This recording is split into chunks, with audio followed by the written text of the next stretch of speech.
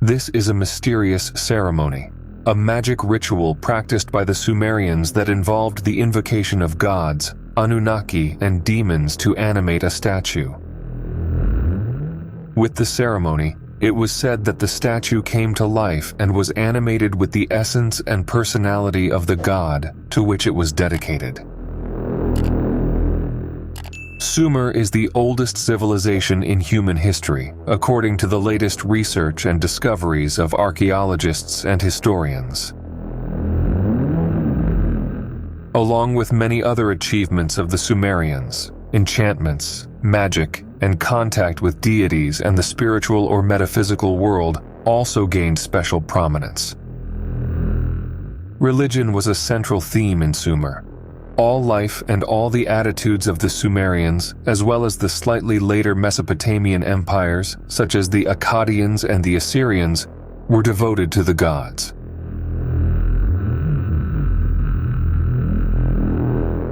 There was no separation between other activities and religion, as well as magical, artistic work and even war practices were devoted to the gods.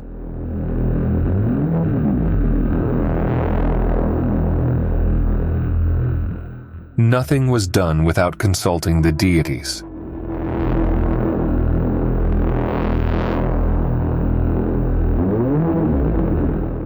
It is in this context that this mysterious ritual fits. It is called Mispai or Kalahuda. Through this mysterious ritual, a god, a demon, or an Anunnaki, any entity, was invoked and assumed the form of a wooden statue, normally made also of gold and silver.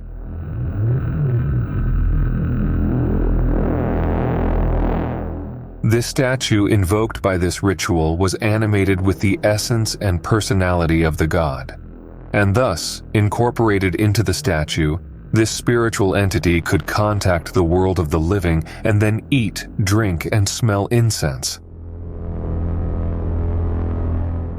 In the same way, at the same time that this statue received the life of the deity, this same statue appeared in a sky or paradise, in the world of the gods.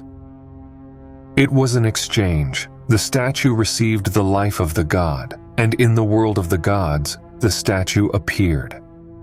The ritual was performed over 2 days and had a first part dedicated to the god Ea or Enki, the same Anunnaki who is identified in other tablets as responsible for the creation of human beings.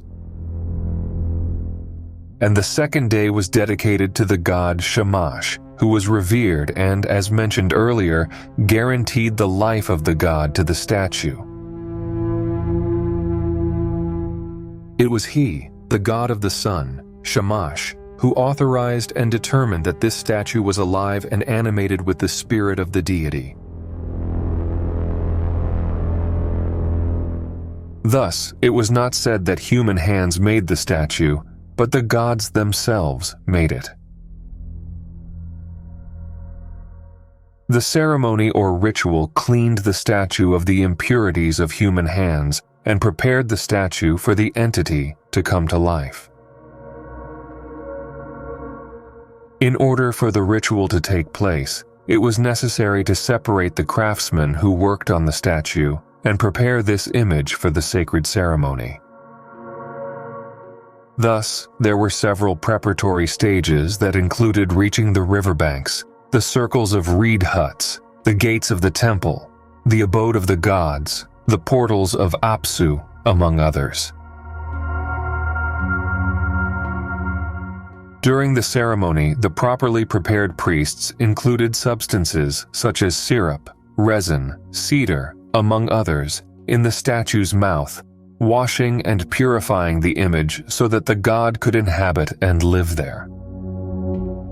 On the second day, an ear-opening ceremony was performed, during which it was said, "On this day be present, for this statue that is ceremoniously before you grants you the destiny that your mouth may eat, that your ears may hear." The tablets state that the statue cannot smell the incense without the mouth-opening ceremony, nor eat food, nor drink water.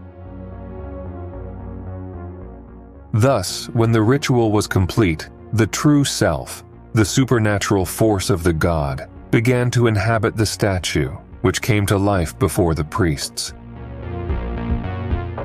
Invocations were necessary throughout the ceremony to make this happen. The tablets describe these invocations, which mention the names of Enki, Enlil, Anu, Marduk, among other well-known Anunnaki. If you are interested in consulting them, you can search for the tablet BM 65594. Although these invocations can be read, I do not have the courage to read them to you in this video, despite my reference material presenting them. It seems quite clear to me that this was a serious ritual, and that there is a great mystery surrounding the statues and the life that the gods could gain by inhabiting them. The world's first civilization, which offered us so much knowledge, believed in this. I see no reason to ridicule their belief or underestimate its power or effectiveness.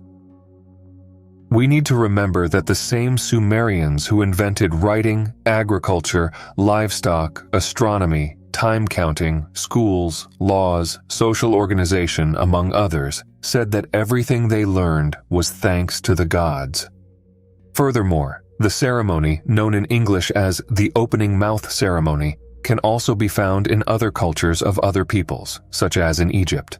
We can also make a connection with the God who revealed himself to Abraham, Yahweh, or Jehovah. At one point, Yahweh says that no images should be made of him. Was this so that his true self would not be linked to this cult in any way? Could this have any relationship? The biblical God Yahweh directs the destruction of Egypt to free his people from slavery. This clearly demonstrates the antagonism between Yahweh and the children of Ra, who were considered false gods.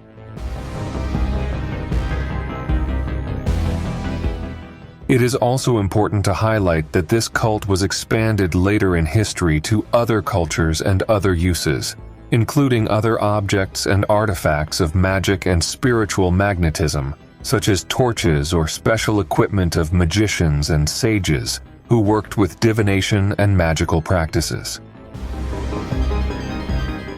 We must also remember that even today we attribute and confer magical powers to amulets, images, and other utensils.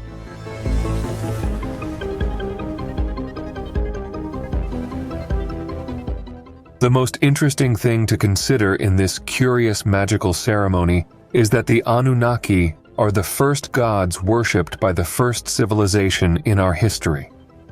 To understand our present, we need to shed light on our past.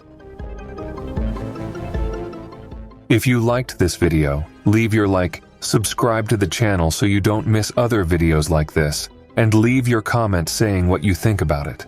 Also, continue on the channel watching some of these other videos that appear as suggestions.